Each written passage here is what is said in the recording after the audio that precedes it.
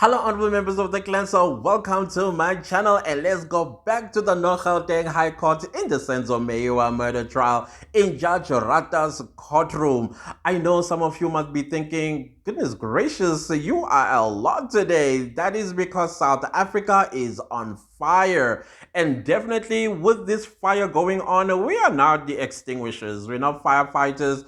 All that we are going to do is to describe the fire and also how close it is to your house, because all of this stuff that is happening in this country affects all of us equally. It doesn't matter what race you are. Clearly, in this country, we are governed by questionable people. And yeah, I know some of y'all are going to say, yeah, because, yeah, I agree with you. I 100% agree with you. But it is something that would be fixed sooner or later. And I believe that the domino effect has started rolling. Now, let's go back to this matter. But before I get to the matter, I just have one little disclaimer. Guys, whenever you see YouTubers talking on their YouTube channels about cases, whether the person is accused or the person is in court or people are in court, all of that is still not confirmed. The moment you hear an allegation against somebody, it's not confirmed until the court of law has pronounced whether this person is guilty or not guilty. So when you see a video title, in your head, you must say, yeah, the court of law has not pronounced on this. So therefore, this individual that I am watching is speaking on allegations. Do we understand what the word allegation means? Allegedly, suspect, non-confirmed. Yeah, that's what it actually means. So when you see a video title, the first thing that you should never do is just write a comment without first watching the video and comprehend the video, and then you make a comment. But the moment you see punctuation marks, and you don't understand what these things that you are seeing, those things and question, don't even respond. Don't, because chances are, if you don't know what those things are, you are exposing yourself. I hope we understand each other there, because I am seeing a lot of people and I'm so disappointed. And I get disappointed all the time. And that is why I'm really harsh on the current education system. And unfortunately, you are the one that's going to catch the stray, because you are the one that in my comment section, and I'm thinking to myself, but did you see the punctuation marks? Did you see the punctuation marks? Let alone understanding the video, because if you understood what punctuation marks mean, that means what you hear in the video will make sense of the title of the video. Okay, anyways, let's go back to the North Gauteng High Court. My goodness, just when I was giving up on watching the process or the proceedings in Judge Rata's courtroom, Advocate Nisi stood up and said, listen, Mr. Baloy, I don't understand what this that you are doing. I mean, the defense has no issues. And then he stopped on his tracks. And Judge Rata wants to know everything that's said thus far, are we going to discard them? Turns out that reason is because there are some photos that were not taken on the 4th of July 2025 at Fort Loras during the Inspection-in-Loco. This individual that is on the stand, guys, was I the only one who heard him say 63? I know in South Africa, across all tribes, we read numbers, especially the 60s, as 60 something, 61, 62. We don't go 61, 62. Am I the only one who heard that? I'm just asking, because right now the South African Police Academy, yeah, because it starts there. It seems like it's taking every Tom, Dick, and Harry from the African continent, as long as you speak Nguni. Because even Mr. Mnisi said, hey, if you don't understand my questions in English, you are free to speak Tonga. And I know Tonga people don't say 63. I've been around Tonga people. They say it like us, like everybody else in South Africa, 63. Anyways, that's besides the point. my ears caught on that, and I was like, whoa, okay. And then I started paying attention to the accent, and the accent is like, okay, question mark. Now let's talk about the stuff that we didn't know, and we were wondering why they are wasting time with these questions regarding the inspection in loco, because the defense has no issues. Ah, no, Mr. Mnisi is like, you are giving us two different scenarios here. Yes, it might be the same place, but some photos are taken on the 4th and some photos are taken in the other day. And so he was asking some very serious questions like, okay, the photos of the pointing outs, we don't see a key witness there, and that is Brigadier Gininda. Remember, he's the one who said and said a totally different location from that of Sibiya. And I would have thought that as a photographer who's experienced in this for the past 17 years, you would want to know who are the people that are going to be doing the pointing out, whether they are looking like Robocop, or they're looking like Godzilla, or they're looking like what the King Kong, or look like whatever. And also, the second person that is going to be doing a pointing out is just an ordinary human being who is going to, you see, with the pointing. But he says, number one, he doesn't know who Brigadier Gininda is, which I don't believe. And secondly, he says on that particular day, the 4th of July 2025, he was not shown Brigadier Gininda for him to take photos of him. And thirdly, he was never told that he's going to take photos of Brigadier Gininda doing point out. And then I'm thinking, but then that story is not going to balance out.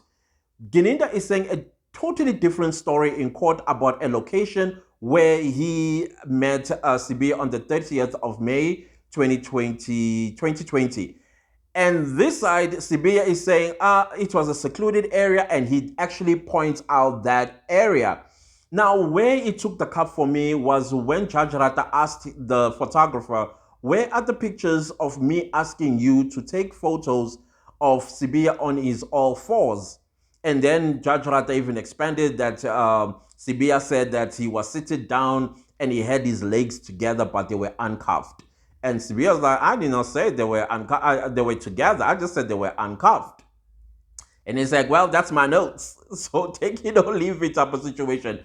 But there are some questions that I would like to read to you that to me were very important. So these are my notes actually, and I'm saying, please bear with me. Maybe it's going to take like 2 minutes. Not all photos were taken at the Inspection-in-Loco on the same day. I was like, huh? So all this time we were being wasted time with two different kinds of photos. The second ones have cones on. But then again, who directed you about those cones, where they need to be, the distances, and the guard room as well was quite important. But it was interesting that it did not feature in the photos. So which photos were taken there and which ones are not, asked Mr. Sibiya. If I may be given time, this is when he asked for time, if he could sift his photos that were taken on the 4th of July and the ones that were taken the following day, the 5th of July. And then, of course, the court gave him time to do so. And in my head, I'm thinking, are you serious? Are you kidding me? So much for experience. No photos of Brigadier Gininda pointing out, questionable. Why?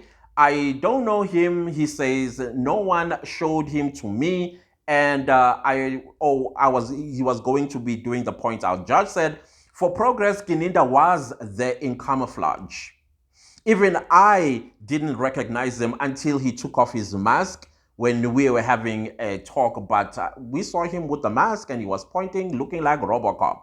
And then Mr. Muzi says, well, whether you know him or not, it's irrelevant. Okay, it is irrelevant. What is relevant is that, did you take him photos when he was pointing out? So as a photographer, you are seeing a person wearing camouflage and doing point outs. So it doesn't register in your head to go at least and confirm who this person is or what that robot is about and is doing the point out. Should I take photos? I didn't understand that. I really didn't understand that. And then he continues to say, I was told where the photos of the surroundings. But then when he was asked about who told him, he goes straight to Mr. Mrs. Says, you did. Mr. Mrs. Like, hey, basically means don't lie on me. I never told you that. And instead of challenging Mr. Mrs. Said, but you did, he then moves on. But he's evading questions. That is why Mr. Mnisi ended up saying, listen, if you don't understand the question in English, it's okay for you to speak Tsonga because you are Tsonga. I understand Tsonga. And it's going to be translated. And then it continues to say, he says that he went back the following day because he does his job thoroughly. So nobody particularly asked him to go the following day. But you said you were asked, and yes, that's what he said. He said he was asked. So now suddenly he took that decision on his own to go back on the following day to put cones and tell what narrative. You know, on the 4th, Advocate Baloy and Mnisi asked me to take photos of pointing out. On the 5th, I went back on my own. And then Mr. Mnisi is like, who told you to put the cones in that place where you place them? I put them there as per the photos. I decided to put the cones where I had placed them. Yeah, but why? Who instructed you, directed you? That's the question. What would have been the narrative to place them in that way? Which is a very good question. As you're placing these, are you following maybe notes of what transpired the following day, and therefore you were putting those cones there and taking photos? What narrative were you driving? What would have been the narrative, he asked, to show the court how the place is situated, where the court and where the police station is? I was like, okay. And then the guard room was extensively interrogated by Mr. Nisi, and we still did not get any answers about that because I would have thought exactly what Mr. Nisi was asking. So you would take, let's say, the boom gate, yeah, you put a cone there, you take photos of the boom gate, and where is that boom gate coming from? Who controls the boom gate? Then you take a photo of the guardhouse or the guard room, that the boom gate, it is controlled by this establishment or this structure. Inside this structure are the security guards. Then Judge Rata jumps in and says, yeah, they're actually the ones that opened for us. That guardhouse does exist. But Mr. Nisi wants to know where in the photos is this guardhouse. Anyways, I'm not going to waste time on that one because it was a very long, winding question that was never answered. And then Judge Rata at the end, he said he's going to give his own observations of the day of the 4th of July. And apparently he did a good job, except where Mr. Mnisi said, I did not say my legs were together, but you are correct that I was not shackled on that particular day. That's what I said. And then the challenge was he needs to come back tomorrow with all photos, including that Judge Rata asked him to take of Mr. Mnisi when he was on his all fours. When I heard that, I was like, Mr. Rata, do you know what that means? But anyways, it's okay. Also, the photos of the guardhouse and all of that stuff. Then Advocate Baloy told me to take photos of Metro Police Board and what. So I don't know. I don't know what you guys were thinking when you were watching or listening to that part because I felt that was explosive. The court suddenly became on fire and I was paying attention. I was like, this is what we were looking for, Mr. Baloy, not the boredom that you put us through the entire day. But it is what it is at this point. Again, guys, those of you who don't understand punctuation marks, I think it's best that you save yourself an embarrassment by not commenting. The moment you see strange figures in the word that you've read, leave it because you may not know what that means. Right now, everything we say on our videos is alleged, not confirmed, until a court of law has confirmed with a guilty or not guilty. That's when you can come in if I say something that isn't correct. Not jump because you read the comment and did not listen to the video. Even if you did listen to the video and the title, go back to the title and say, okay, what do these things mean? Okay, let me not do anything. That's what a smart person does. If I don't understand something, child, not on a global platform like YouTube, will I go and make a comment and next thing, everybody's on me. Seriously, I don't know. And then that, guys, please do not leave the video without liking, sharing, commenting, and subscribing. I thought I was gonna go live later, but I have a virtual meeting later. So I will try, maybe 9 p.m. if you guys are still up. And let's talk about all the other stuff that are happening in the country. The country is on fire, guys. Just make sure that you have your fire extinguisher so the fire does evade you. South Africa is interesting right now. And I'll see you later. Goodbye.